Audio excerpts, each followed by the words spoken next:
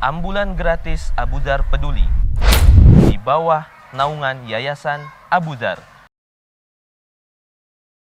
Bagi seluruh kaum muslimin khususnya yang berada di wilayah Jadetabek yang ingin menggunakan jasa layanan ambulan gratis Abu Dzar Peduli dapat menghubungi nomor di bawah ini.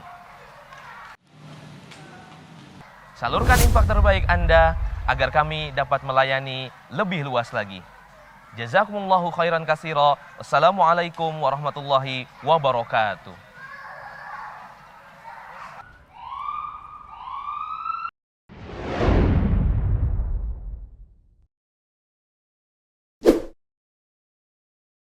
Assalamualaikum warahmatullahi wabarakatuh. Halo adik-adik solih dan solihah, sahabat Abu Dzar. Bagaimana kabar kalian semuanya? Masya Allah. Semoga kalian semua selalu dalam lindungan Allah Subhanahu wa Ta'ala. Kak Furqon seneng banget loh bisa kembali menyapa kalian di program Orang Tuaku Pahlawanku. Pada episode kali ini, pahlawan kita adalah seorang dosen yang jago ngajar. Wow, kayak Kak Furqon dong. Kak Furqon juga ngajar nih di SD Islam Abu Dzar. Waduh, Masya Allah. Bagaimana sih kisah seru pahlawan kita pada episode kali ini?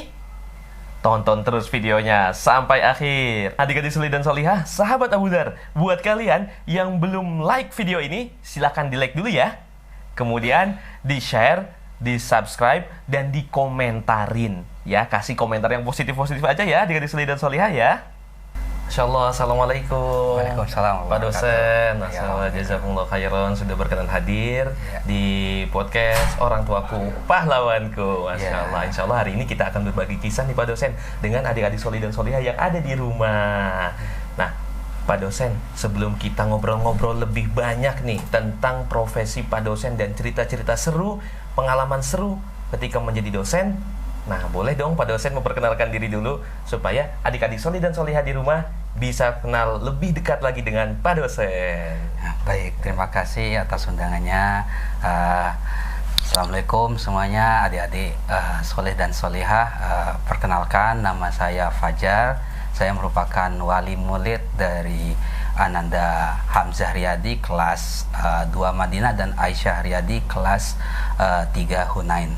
Masya Allah, barakallahu fikum Pak dosen. Wali dari Ananda Hamzah. Ya. Assalamualaikum Hamzah. Lagi nonton ya kami ya. Iya, Masya Allah, barakallahu fikum Hamzah. Nanti kita ketemu ya di sekolah ya Hamzah ya. Nah, baik Pak dosen. Kabarnya sehat ya? Alhamdulillah ya. Sehat. Alhamdulillah sehat. Nah, Pak dosen, kesibukannya nih saat ini apa Pak dosen? Ya, baik, terima kasih. Kesibukan saya sekarang, saya sebagai dosen di salah satu kampus Universitas Pertamina di Jakarta. Di Jakarta, tepatnya di daerah Simpruk, Jakarta Selatan. Simpruk, Jakarta Selatan, kampus Universitas Pertamina. Ya. Nah, ini punya pemerintah ya Pak dosen ya? Secara ini di bawah BUMN, di situ adalah termasuk kampus swasta. Tapi yayasan BUMN. Oh gitu, baik, kampus swasta tapi yayasannya BUMN gitu ya? Ya. Masya Allah. Nah, di kampus Pertamina sebagai dosen berarti ngajar dong Pak dosen. Nah, ngajar apa nih Pak dosen nih? Ya, saya tepatnya di prodi atau program studi teknik sipil. Saya di situ mengajar di bidang sipil keairan, jadi mengajar hidrologi, mengajar tentang irigasi, banjir dan seterusnya, seperti itu. Baik, teknik sipil di bidang perairan. Keairan. Di bidang keairan nih. Teknik sipil itu apa ya? Nanti kita cari tahu ya adik-adik solih dan solihah ya. Teknik sipil, kemudian bidang keairan. Nah, berarti ini banyak kerjanya di air atau gimana ya? Nah, nanti kita tanya-tanya langsung deh sama Pak dosen ya, adik-adik solih dan solihah ya. Masya Allah. Nah, Pak dosen, sudah berapa lama mengajar di Universitas Pertamina? Iya, saya mulai mengajar itu dari 2018 Oktober, jadi kurang lebih sudah lebih dari 5 tahun ya. Lebih dari 5 tahun ya, Masya Allah. Ya baik, lebih dari 5 tahun mengajar di Universitas Pertamina. Tadi di teknik sipil bidang keairan. Boleh dikasih tahu nggak nih Pak dosen sama adik-adik solih dan solihah, teknik sipil tuh apa sih maksudnya kerjanya ngapain gitu ya kalau Iya. teknik sipil itu? Baik, teknik sipil itu lebih ke kalau adik-adik solih dan solihah melihat bangunan. Nah, tiba-tiba di sini kita ada di kelas nih. Di kelas ini kenapa sih bisa ada gedung dan seterusnya? Bagaimana cara membangunnya? Berapa dimensinya, ukurannya dan seterusnya? Itu adalah dipelajari di teknik sipil. Nah, terkait dengan keairan mungkin adik-adik mungkin di sekitar sini kan ada yang banjir misalkan. Nah, kenapa itu bisa banjir? Nah, itu bisa dicari alasannya dengan mempelajari ilmu-ilmu di bidang teknik sipil yang bidang keairan. Termasuk di situ kalau udah banjir gimana solusinya dan seterusnya seperti itu. Masya Allah, berarti ini sangat bermanfaat sekali ya belajar di teknik sipil bidang keairan. Apalagi sekarang nih musim hujan Pak dosen ya. Tentunya qadarullah juga nih di beberapa tempat di daerah, mungkin di daerah atau di kampung-kampungnya teman-teman semuanya, adik-adik solih dan solihah, mungkin ada yang terkena musibah banjir gitu ya. Nah, ini bisa dicari tahu ketika kita mempelajari di teknik sipil bidang keairan gitu ya Pak dosen ya. Kenapa sih bisa banjir? Penyebabnya apa ya? Selain air pastinya ya. Kemudian cara menanggulangi supaya nggak terjadi banjir lagi gitu ya. Nah, ini semuanya bisa dipelajari di teknik sipil bidang keairan. Masya Allah Pak dosen. Nah, mau tahu dong Pak dosen, mungkin nih adik-adik solih dan solihah juga di rumah mau tahu juga kan ya, kalau misalnya sudah lulus nih atau sudah selesai belajar ya mengenai teknik sipil di bidang keairan, nanti bisa menerapkan ilmunya atau bisa menjadi seorang apa gitu ya Pak dosen ya? Ya, baik. Jadi kalau bidang keteknikan khususnya di bidang keairan nantinya adik-adik soleh dan soleha nanti akan menjadi insinyur di mana bertugas untuk mendesain atau melakukan perancangan. Misalkan contohnya tadi ketika ada banjir, penyebabnya apa dan kira-kira kalau mau diatasi bagaimana. Ketika sudah kita tahu, kita akan bisa rancang biayanya berapa dan juga nanti kita bisa lakukan konstruksi, istilahnya dibangun. Jadi dari awal desain, dari awal perencanaan sampai dengan pembangunan itu adalah tugas-tugas dari teman-teman yang bekerja di bidang kesipilan seperti ya. Baik, Masya Allah, berarti tadi lulus jadi insinyur gitu ya Pak dosen ya? Wah, Masya Allah, menarik banget kan adik-adik solih dan solihah belajar di Universitas Pertamina. Mungkin nanti siapa tahu masih bertemu sama Pak dosen gitu ya saat kalian belajar di sana. Kemudian nanti ketika lulus kalian bisa merancang, mendesain, kemudian menghitung biayanya bahkan ya Pak dosen ya, sampai membangun konstruksi gitu ya, dan menghasilkan sebuah karya yang Masya Allah luar biasanya gitu ya.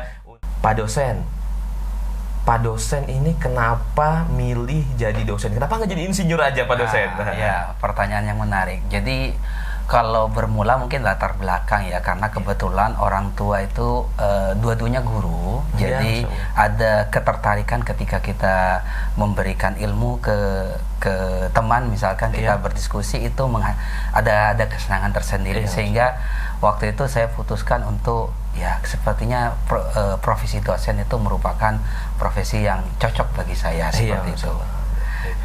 Itu jadi alasannya memang lebih personal ya gitu ya. Baik, lebih tertarik ke mengajar gitu ya. Jadi kita yang ngajarin supaya teman-teman kakak-kakak mahasiswa bisa lulus nanti menjadi insinyur gitu ya Pak dosen ya. Dan tentunya ini akan menyebarkan kemanfaatan yang lebih besar lagi gitu Pak dosen ya. Karena yang diajarin pasti nggak mungkin satu adik-adik solih dan solihah, pasti banyak ya kakak-kakak mahasiswa yang diajarin sama Pak dosen ya.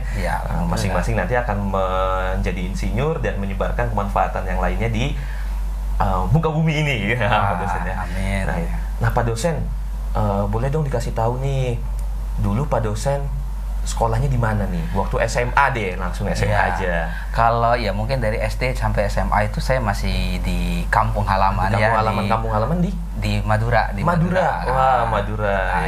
Kelahiran anak saya juga di Madura. Masya Allah. Nah, setelah itu ketika lulus SMA, saya melanjutkan kuliah di Universitas Brawijaya di Malang.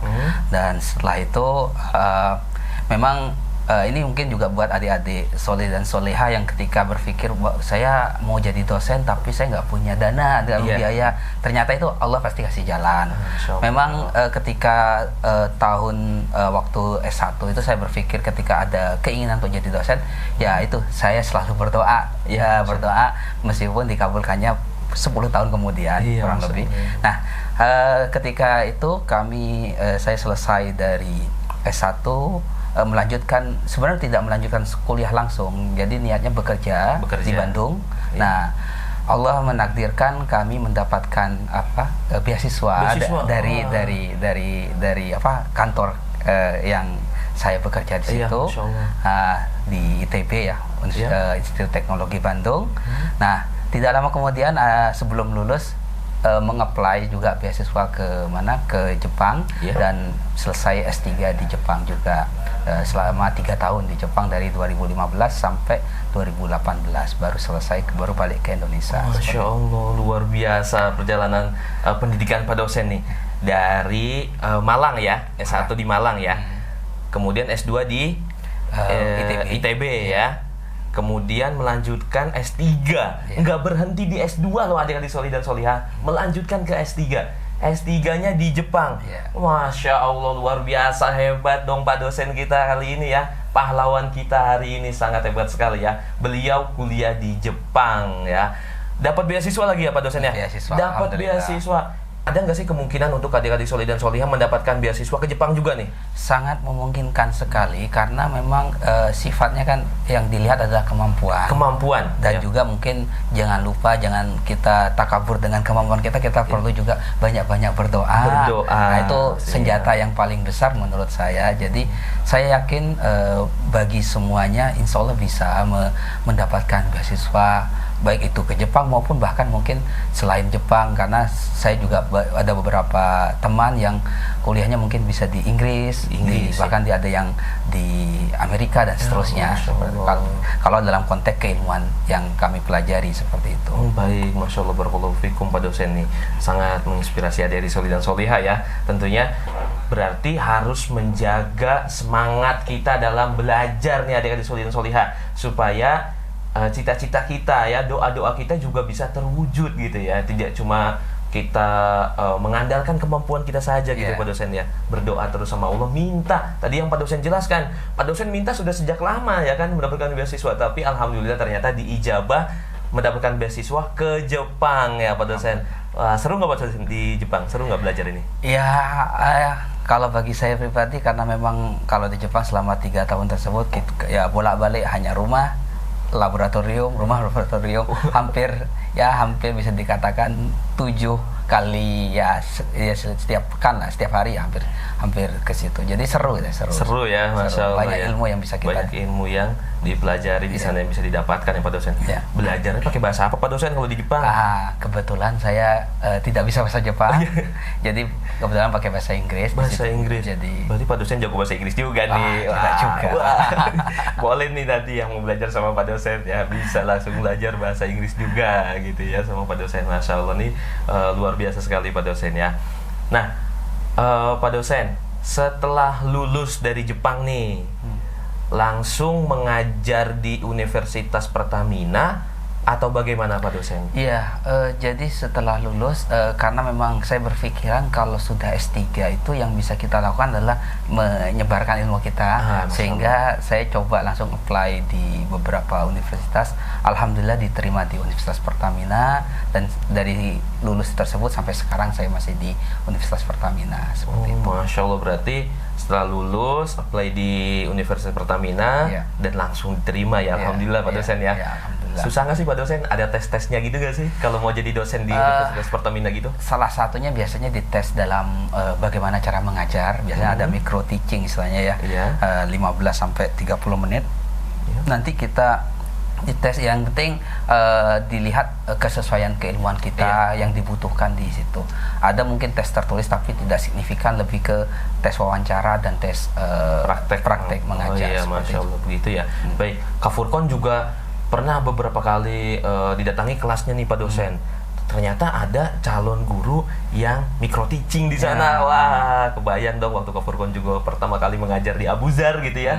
Bagaimana rasanya gitu ya kan? Pak dosen juga merasakan hal yang sama nggak kayak gitu? Ya, sama Ya. sama. Masya Allah, ya. Apalagi belum pernah mengajar, terus tiba-tiba disuruh mengajar, pasti deg-degannya luar biasa. Pasti deg-degannya luar biasa, apalagi di belakang ada yang nilai gitu yang mencatat.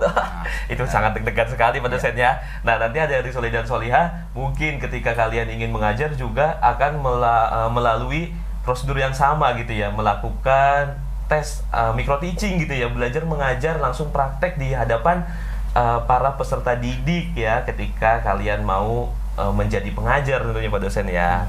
Masya Allah. Saya itu langsung lulus, diterima, langsung bekerja berarti Pak dosen di sini. Alhamdulillah. Ya. Alhamdulillah sampai sekarang. Sampai sekarang. Masya Allah, mudah-mudahan Allah Subhanahu Wa Taala selalu memudahkan nih urusan Pak dosen ya. Baik, Pak dosen, ngomong-ngomong nih, kalau tugasnya seorang dosen ini sama nggak ya sama tugasnya guru-guru kayak di Abu Dzar nih, kayak Kak Furqon dan guru-guru yang lain gitu Pak dosen? Baik, jadi di dalam tugas seorang dosen itu ada namanya Tridharma Perguruan Tinggi. Tridharma Perguruan Tinggi, apa itu Pak dosen? Nah, jadi di situ ada 3. Pertama adalah pendidikan, sama seperti para guru itu melakukan pendidikan pengajaran di kelas, dan yang kedua adalah penelitian. Jadi dosen itu tidak boleh hanya mengajar saja, tapi juga harus meneliti sesuai bidang ilmunya. Masya Allah. Yang ketiga adalah pengabdian masyarakat, dalam arti bisa menyebarkan ke masyarakat keilmuannya. Jadi dari ketiga hal tersebut itu merupakan hal yang wajib dilakukan oleh seorang dosen agar mencapai gelar profesor. Jadi untuk mencapai gelar profesor ada poin-poin dari 3 hal ini: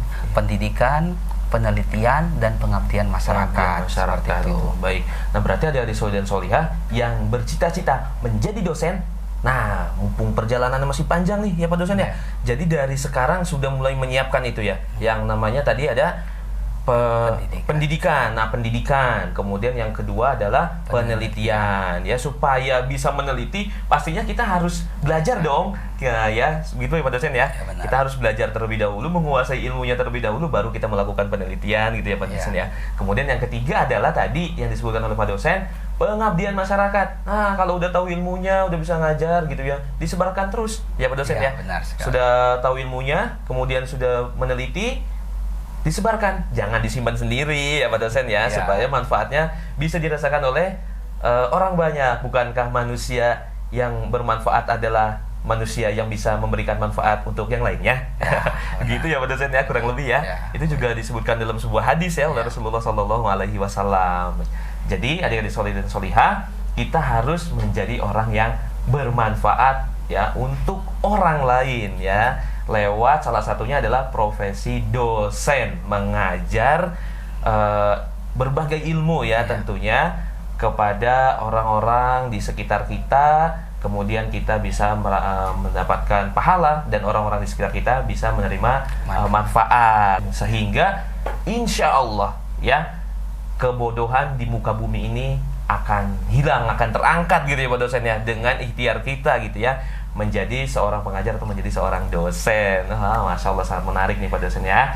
Nah Pak dosen, hal-hal yang paling berkesan ketika menjadi dosen. Nah misalnya kalau Kak Furqon nih menjadi guru di SD, misalnya mendapati suatu kelas yang wah rame sekali gitu ya kan. Kalau anak-anak SD kan identik dengan rame, kemudian kurang tertib gitu ya. Wah yang satu mau ini, yang satu mau itu. Suasana kelas tuh sangat rame sekali. Kemudian ada yang malas juga belajar, ada yang kepalanya ditaruh gini aja di atas meja, ditanyain diem gitu ya Pak dosen. Itu kalau sebagai guru SD ya Pak dosen ya. Mungkin kalau di mengajar kakak-kakak mahasiswa nih Pak dosen, yang paling berkesan apa sih Pak dosen? Ya kalau masalah yang tadi mungkin ada 1-2 tapi tidak sebanyak di SD ya. Hanya saja mungkin yang paling berkesan adalah ketika mahasiswa itu kan ada tugas namanya skripsi, kalau ada yang bilang ada tugas akhir gitu ya. Dimana hal tersebut terkadang sangat bergantung pada kemandirian mahasiswa tersebut dalam mengerjakannya. Nah, terkadang ditemukan mahasiswa-mahasiswa ketika teman-temannya sudah pada lulus, tertinggal. Nah, itu yang cukup cukup berat untuk memberi semangat. Jadi semangat, di sini ya. bukan hanya mengarahkan tapi juga menyemangati agar mereka bisa menyelesaikan tugas akhirnya dan bisa lulus dengan baik seperti itu. Masya Allah. Itu yang paling berkesan justru di akhirnya itu Di ya Pak dosen akhirnya, ya. ya. Mungkin ketika dari awal mengajar, nah sampai di akhir, nah ini baru yang paling berkesan. Pastinya ada kesan-kesan yang lain ya, tapi yang paling berkesan Ya. ketika itu ya membantu kakak-kakak mahasiswa supaya cepat lulus, selesai gitu ya, Ya, benar. mengerjakan skripsinya, menyemangati gitu ya, membimbing gitu ya Pak dosen ya. Ya, benar. Masya Allah ya, semoga Allah SWT membalas kebaikan-kebaikan Pak dosen ini. Amin, ya. amin. Baik, Pak dosen, mau menjadi dosen misalnya, nih adik-adik soli dan soliha ingin menjadi dosen, cita-citanya mengajar seperti Pak dosen saat ini nih, yang harus dipersiapkan dari sekarang Pak dosen, menurut Pak dosen apa nih? Ya, baik. Yang pertama adalah tentunya ya saya lebih meyakini doa itu menjadi hal yang paling sangat penting. Jadi Iya. banyak-banyak berdoa itu poin pertama. Yang kedua adalah tentunya berusaha belajar yang baik dan seterusnya. Memang kalau menjadi dosen itu syarat minimum itu harus S2. S2? Harus S2. Meskipun nanti untuk menjadi profesor itu harus minimal S3. Jadi harus melanjutkan, meskipun nanti kalau sudah S2 jadi dosen itu ada kewajiban untuk menjadi profesor S3. Artinya mengaca pada pengalaman yang saya alami bahwa poin 1 yang 2 itu mungkin harus dilakukan. Masalah nanti S2 atau S3 nanti insya Allah ada jalannya. Tinggal kita berusaha saja, semangat semampu kita, insya Allah pasti ada jalannya. Jadi poinnya adalah banyak berdoa dan berusaha dengan baik, dan belajar dengan giat. Baik, berarti 2 poin yang harus kita ingat-ingat ya, anak-anak soli dan solihah dan sahabat Abu Dzar. Kalau kita ingin menjadi dosen, yang pertama tadi sudah disampaikan adalah berdoa ya, berdoa. Kemudian yang kedua adalah berusaha terus ya, berusaha dengan giat semaksimal mungkin ya. Jadi, adik-adik soli dan solihah, sahabat Abu Dzar yang belajarnya masih malas-malesan, ayo mulai sekarang harus semangat ya, harus giat belajarnya. Contohlah Pak dosen ya, beliau sudah lulus S1 melanjutkan ke S2, S2 melanjutkan lagi ke S3. Nah, seperti itu ya adik-adik soli dan solihah ya, supaya kita bisa mengejar mimpi kita menjadi seorang dosen. Begitu Pak dosen ya? Ya. Ya, Masya Allah. Baik, Pak dosen, kalau di SD Kak Furqon ketika mengajar pernah menghadapi teman-teman adik-adik soli dan solihah sahabat Abu Dzar yang males belajar gitu ya Pak dosen ya, ngantukan kalau di kelas nih Pak dosen, diem aja gitu. Nah, kalau Pak dosen pernah ya ngalamin seperti ini juga, mungkin kakak-kakak mahasiswa ada yang seperti ini ya Pak dosen ya? Iya, memang itu termasuk ya, namanya juga kita tahu lah kalau namanya berbuat baik pasti setan selalu ada di sekitar kita. Iya, Masya Allah. Jadi ya paling penting adalah ketika kita mendapati tahapan seperti itu, kita harus berpegang pada cita-cita kita apa. Kita mau masuk kuliah ini maunya apa aja. Ketika kita kurang motivasi dari awal, itu yang menyebabkan kita malas.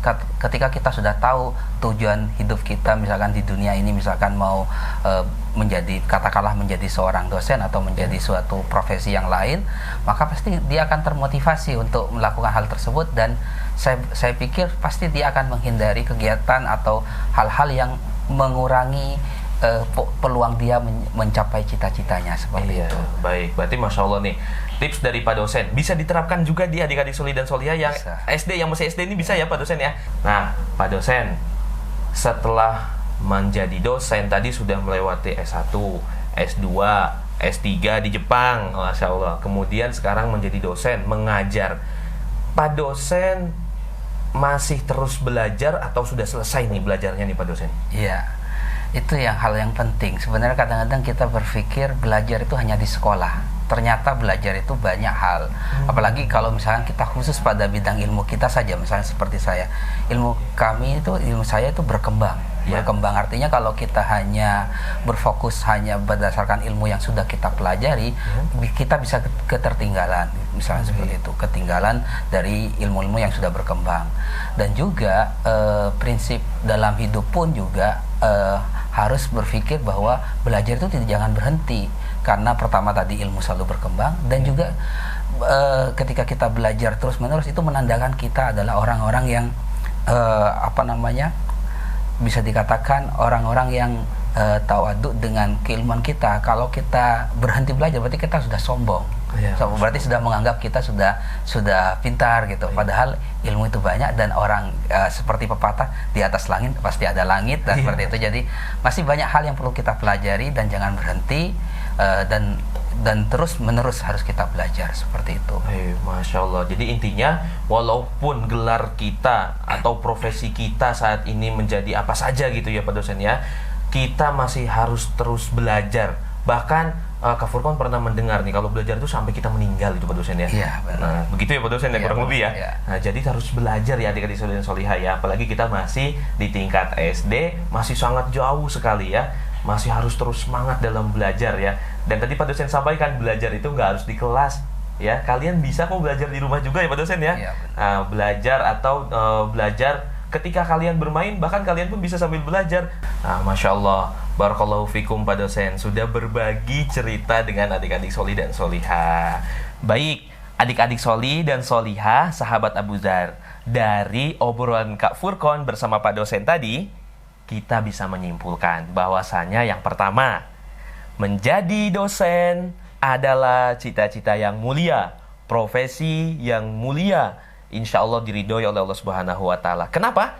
Karena kita bisa menyebarkan kebaikan melalui profesi dosen tersebut. Kita bisa mengajar, kemudian kita bisa memberikan manfaat untuk orang banyak. Ya, manfaatnya nggak cuma bisa dirasakan di kelas, tapi juga dirasakan di kehidupan kita sehari-hari. Seperti tadi contohnya, Pak dosen bisa merancang ya tanggul, kemudian bisa membuat konstruksi jembatan ataupun jalan atau yang lain-lainnya sehingga terhindar dari bahaya banjir, atau membuat konstruksi pembangunan yang lainnya juga gitu ya.